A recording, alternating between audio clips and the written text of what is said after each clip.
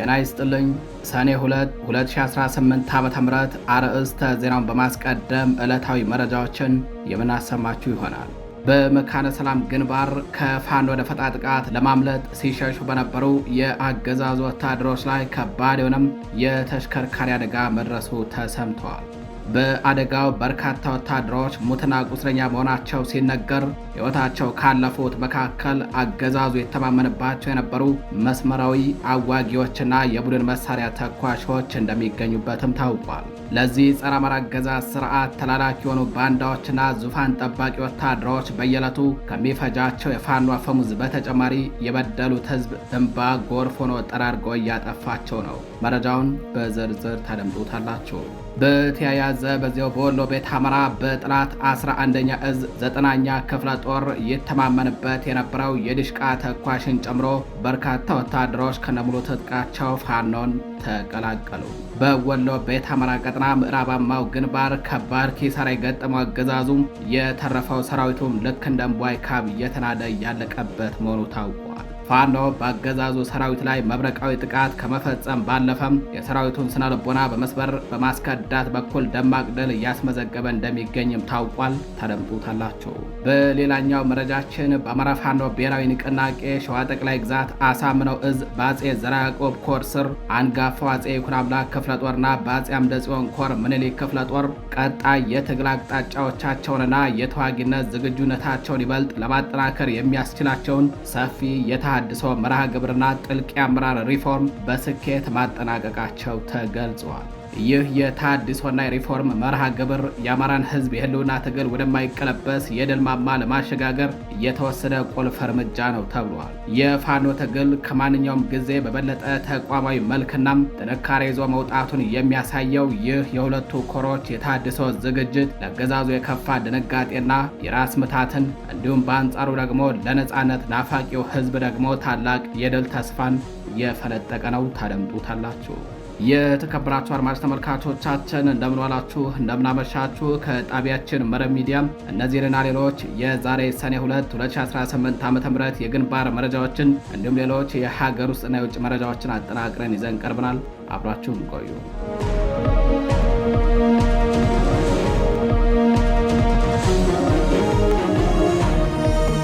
ወደ ቀዳሚው መረጃችን እናልፋለን። በወሎ ቤት አማራ ቀጠና በመካነ ሰላም ግንባር ከፋኖ ደፈጣ ጥቃት ለማምለጥ ሲሸሹ በነበሩ ያገዛዙ ኃይሎች ላይ በደረሰ የተሽከርካሪ አደጋ በርካታ ወታደሮች ሙትና ቁስለኛ መሆናቸው ተረጋግጧል።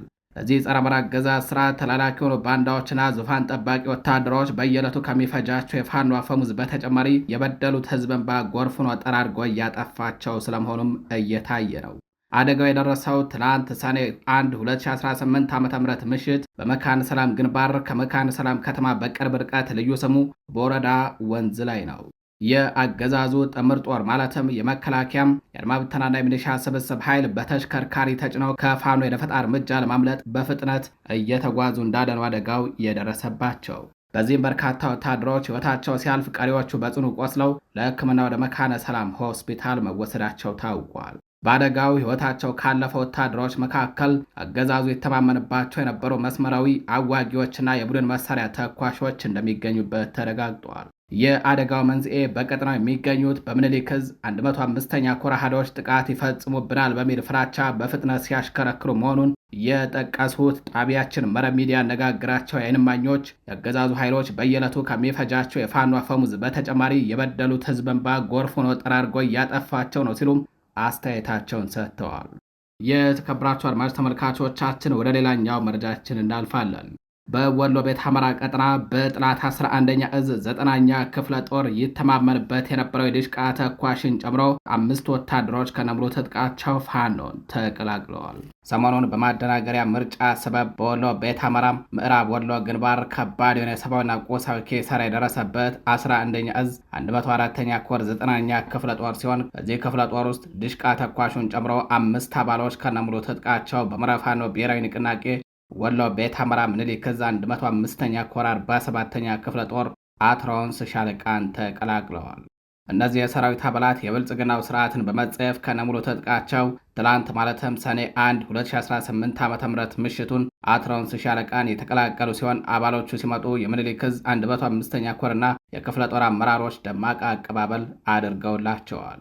መከላከያ አባላቱ ፋኖ ያደረገላቸው እንክብካቤ በጣም እንዳስደሰታቸው ገልጸው አሁንም የብልጽግና ወንበር ለማስጠበቅ ስትሉ ዳግም የማትገኝ ውድ ሕይወታችሁን ሳትገብሩ በየቀጠናችሁ ወደሚገኝ የፋኖ አደረጃጀት ተቀላቀሉ ሲሉም ላልወጡ የሰራዊት ጓዶቻቸው ጥሪ አስተላልፈዋል።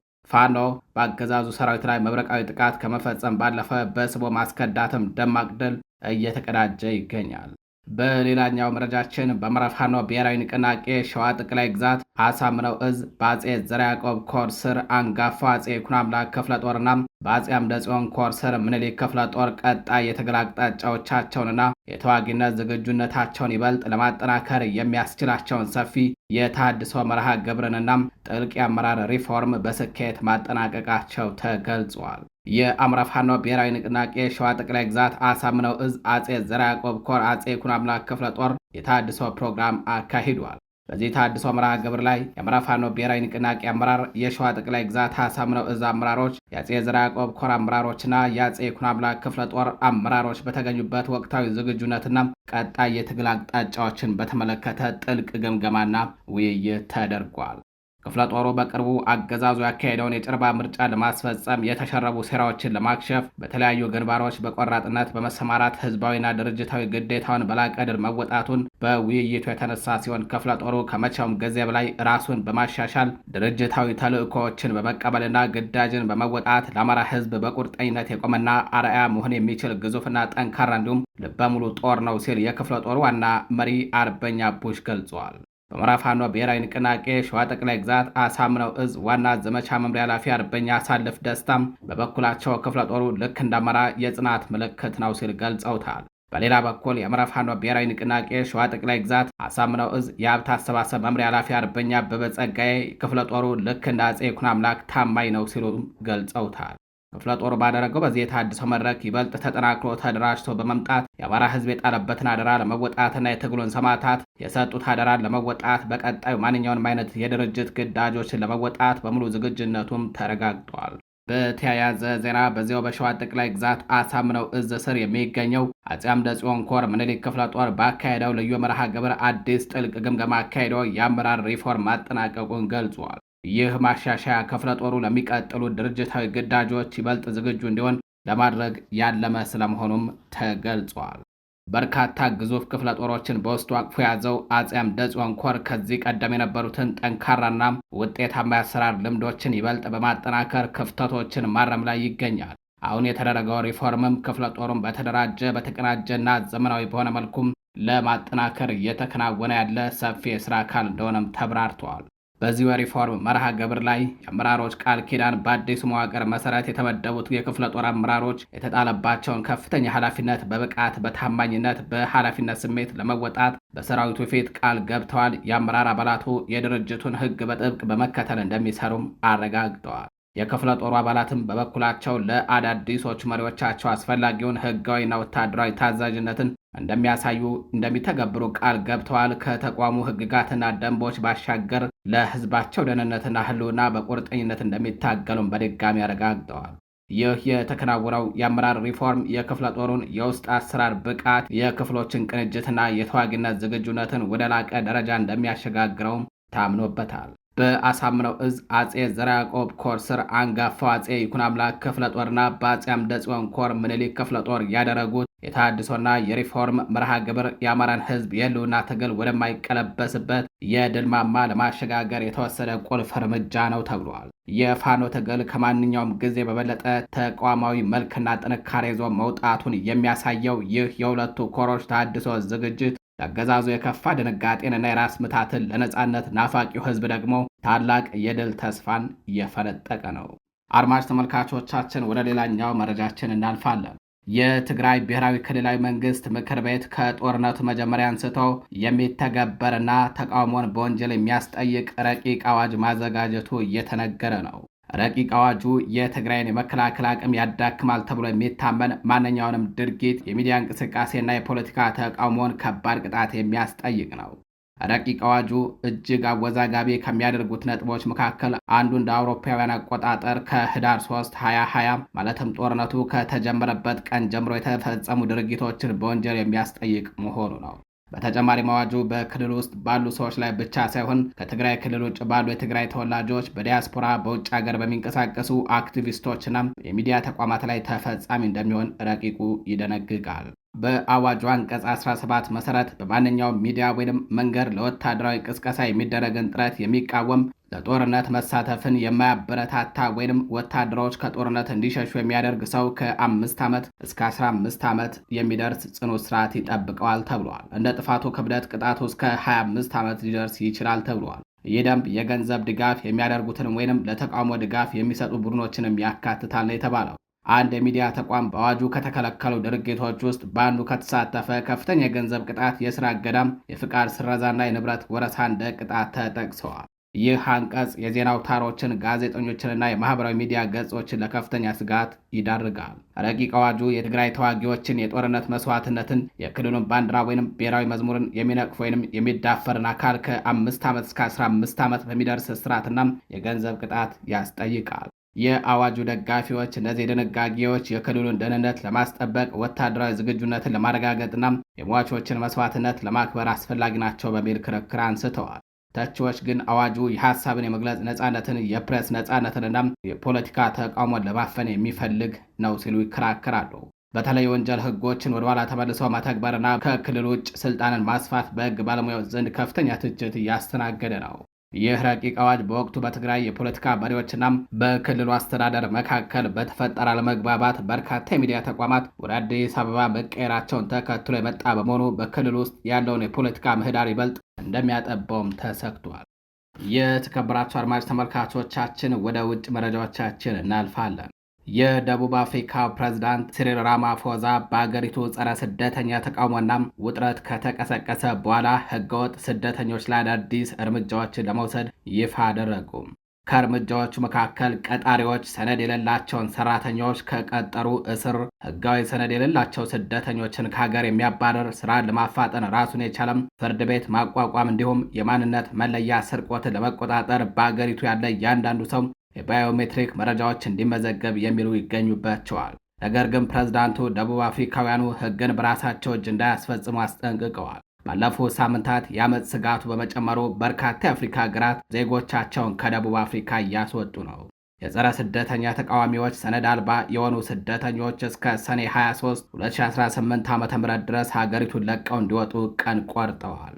በዌስተርን ኬፕ ግዛት ቤት ለቤት በተደረገ ማስፈራራት እንዲሁም ሞሴል ቤ በተባለ ስፍራ 2 የሞዛምቢክ ዜጎች መገደላቸውን ተከትሎም ባለፈው የሳምንቱ መገባደጃ ቀናት በመቶዎች የሚቆጠሩ አፍሪካዊ ስደተኞች አገሪቱን ለቀው ወጥተዋል። በርካታ ስደተኞች በማህበረሰብ አዳራሾች፣ በባህር ዳርቻዎች አሊያም በተራራማ ስፍራዎች ለመጠለል እንደተገደዱም ተሰምቷል። አንዳንዶች ደግሞ ወደ አገራቸው ለመመለስ የመረጡ ሲሆን ባለፈው ሳምንት የ140 ሰዎች ቡድን ወደ ማላዊና ሞዛምቢክ ተመልሷል ተብሏል። በደርባን የውጭ አገር ሰዎች ለበርካታ ሳምንታት ለሕይወታችን እንሰጋለን በማለት በአገር ውስጥ መስሪያ ቤት ቅጥር ግቢ ውስጥ አካባቢ ተጠልለዋል። ፕሬዝዳንት ራማፎዛ ህገወጥ ስደት በደቡብ አፍሪካ የህዝብ ግልጋሎት ላይ ጫና ማሳደሩን እውቅና ሰጥተው ጉዳዩ በመንግስታቸው ልባት ሊሰጠው እንደሚገባም ተናግረዋል። ፕሬዝዳንቱ ይፋ ያደረጓቸው 5 ቁልፍ ስልቶች ህግ በሚጥሱት ላይ እርምጃ በመውሰድ ጠንካራ የድንበር ደህንነት፣ በኢሚግሬሽን ስርዓቱ ላይ ያለውን ሙስና ማስወገድ፣ የኢሚግሬሽን ህጉ ላይ ያሉ ክፍተቶችን መድፈን እንዲሁም ችግሩን ለመፍታት ከሌሎች የአፍሪካ ሀገራት ጋር መስራት ናቸው። ራማፎዛ ሰዎች ተደራጅተው የሚወስዱትን እርምጃ አስጠንቅቀዋል። ለምሳሌ መንገድ ላይ ሰውን አስቁሞ ዜግነታቸውን ለማረጋገጥ ማስረጃ መጠየቅ ማንም ሰው አልተፈቀደለትም ብለዋል። አንዳንድ ተንታኞች የመጤ ጠልነት አዝማሚያው ደቡብ አፍሪካ በመጪው ህዳር ከምታካሄደው የአካባቢ ምርጫ ጋር ይያያዛል እያሉ ነው። ፕሬዝዳንቱ ምክንያታዊ የሆነ ስጋትን በመያዝ አመፅ በመቀስቀስ አገሪቱን ለማተራመስ የሚጠቀሙ ቡድኖችን እንዲንቀሳቀሱ አንፈቅድላቸውም ብለዋል። ደቡብ አፍሪካ 3 ሚሊዮን ለሚሆኑ የውጭ ሀገር ዜጎች መኖሪያ መሆኗ ይፋዊ መረጃዎች የሚያመለክቱ ሲሆን ይህም ከአገሪቱ ጠቅላላ ህዝብ 5% ገደማ ነው። ይሁን እንጂ ከዚህ በላይ በርካታ ስደተኞች ያለ ህጋዊ ሰነድ በአገሪቱ እንደሚኖሩ ይታመናል። ፕሬዝዳንት ሲሪል ራማፎዛ 30 ደቂቃ በወሰደ ንግግራቸው የችግሩን ስፋትና የህገወጥ ስደት መስመሮች ከተደራጀ ወንጀል ጋር እንዴት እንደሚተሳሰሩም በስፋት ገልጸውበታል። አድማጭ ተመልካቾቻችን ወደ ሌላኛው መረጃችን እናልፋለን። ኢራን በሆርሙዝ በባብኤል መንደብና በቀይ ባህር መተላለፊያዋ ዙሪያ አዲስ የደህንነት ቀበቶ እንደምትዘረጋም የቁድስ ኃይል አዛዥ ማስጠንቀቃቸው ታወቀም። የኢራን ቁድስ ኃይል አዛዥ እስማኤል ቃኒ ከቴህራን ጋር የተሰለፉ ኃይሎች የሚፈጥሩት አዲስ የደህንነት መረብ በመካከለኛው ምስራቅ የሚገኙ ስትራቴጂካዊ የሆኑ የባህር ኮሪደሮችን እንደሚያጠቃልል አስታውቀዋል። ይህም የሆርሙዝ ወሽመጥን ከባብኤል መንደብ ወሽመጥና ከቀይ ባህር ጋር የሚያገናኝ መሆኑም ተገልጿል። የኢራን መንግስት የዜና ወኪል ኢርና ቃኒን ጠቅሶ ትናንት ሰኔ 1 2018 ዓ.ም ምሽት እንደዘገበው ይህ አዲስ እየተመሰረተ ያለው የተባባሪ ኃይሎች መረብ እስራኤልና አሜሪካም በክልል ውስጥ ለሚያደርጉት ወታደራዊ እርምጃ በጋራ ምላሽ ይሰጣል ብሏል። ከሆርሙዝ ወሽመጥ እስከ ባብኤል መንደብ፣ ከፋርስ ባህረ ሰላጤ እስከ ቀይ ባህር ድረስ አዲስ የትግል የደህንነት መረብ ይኖራል ያሉት ቃኒ እስራኤልና አሜሪካ በክልል ውስጥ የሚፈጽሟቸው ጥቃቶችን ከተባበረው የትግል ግንባር ምላሽ ያገኛሉ ማለታቸውን ኢርና ዘግቧል። ይህ መግለጫ የወጣው ትናንት ሰኔ 1 2018 ዓ.ም ምሽት ሲሆን በኢራንና በእስራኤል መካከል አዲስ ግጭት በተቀሰቀሰበት ተመሳሳይ ዕለት ሲሆን ግጭቱን በክልሉ ቁልፍ የውሃ መንገዶች ላይ እየጨመረ የመጣውን ስጋት አመላካች ነው በሚባልበት ወቅት ነው። የቃኒ አስተያየት ኢራን የትግል ትብብር ብላ ለምጠራቸው አባላት በተለይም የየመኑን የሁቲ ታጣቂዎች ንቅናቄ በሊባኖስ የሚገኘው ሂዝቦላህንና ሌሎች ተባባሪ ቡድኖችን ጨምሮ ባህረ ሰላጤውን፣ ቀይ ባህርንና ዓለም አቀፍ ገበያዎችን በሚያገናኙ ወሳኝ የውሃ ንግድ መስመሮች ላይ የተቀናጀ ሚና እንደሚኖራቸው ያመላከተ ነው። የኢራን የመንግስት መገናኛ ብዙሃን እንደገለጸው ይህ አዲስ እቅድ ከሆርሙዝ ወሽመጥ እስከ ባብኤል መንደብ ወሽመጥ ድረስ የሚዘልቅ ሲሆን እነዚህ ሁለት ቦታዎች ከፍተኛ መጠን ያለው የዓለም የኢነርጂ አቅርቦትና የንግድ ልውውጥ የሚያልፍባቸው ቁልፍ መተላለፊያዎች ናቸው። ትላንት ሰኔ 1 2018 ዓ.ም የየመን ሁቲ የእስራኤል የባህር ላይ መርከቦች በቀይ ባህር ላይ እንዳይጓዙ እገዳ መጣሉን አስታውቆ ነበረ። ሮይተርስ እንደዘገበው ቡድኑ ይህንን እርምጃ እንደ መጀመሪያ ደረጃ የገለጸ ሲሆን የክልሉ ግጭቶች የሚቀጥሉ ከሆነ ተጨማሪ ገደባዎች ሊከተሉ እንደሚችሉ አመላክተዋል። በተያያዘ በዚያው በባህረ ሰላጤው ቀጠና 2 የአሜሪካ የጦር ሄሊኮፕተሮች በሆርሙዝ ሰርጥ መከስከሳቸው ተሰምተዋል። ንብረትነታቸው የአሜሪካ የሆኑ 2 ዘመናዊ የአፓቼ ጦር ሄሊኮፕተሮች በሆርሙዝ የባህር ሰርጥ አጠገብ መከስከሳቸውን ፕሬዝዳንት ዶናልድ ትራምፕ አስታውቀዋል። ፕሬዝዳንቱ በኬኔዲ አውሮፕላን ማረፊያ ለጋዜጠኞች በሰጡት መግለጫም አደጋው ቢደርስም አብራሪዎቹና ተኳሾቹ በሕይወት መትረፋቸውን አረጋግጠዋል። የአደጋው መንስኤ እስካሁን በይፋ ያልታወቀ ሲሆን ዝርዝር ዘገባው በቀጣይ ይፋ እንደሚደረግም ተገልጿል። የኢራን መንግስታዊ መገናኛ ብዙሃንም የውጭ ሚዲያዎችን ዋቢ በማድረግ የሄሊኮፕተሮቹን መከስከስ የዘገቡ ሲሆን ስለ መንስኤው የሰጡት ማብራሪያ የለም። የተከበራችሁ አድማጭ ተመልካቾቻችን ለዛሬ ሰኔ 2 2018 ዓ.ም ይዘናቸው የነበሩት ዕለታዊ የግንባር እንዲሁም የሀገር ውስጥና የውጭ መረጃዎቻችን እነዚህን ይመስሉ ነበረም። ከቀሪ ጣቢያችን ዝግጅቶች ጋር በሌሎች አዳዲስ መረጃዎች እስከምንገናኝ ቸር ቆዩ።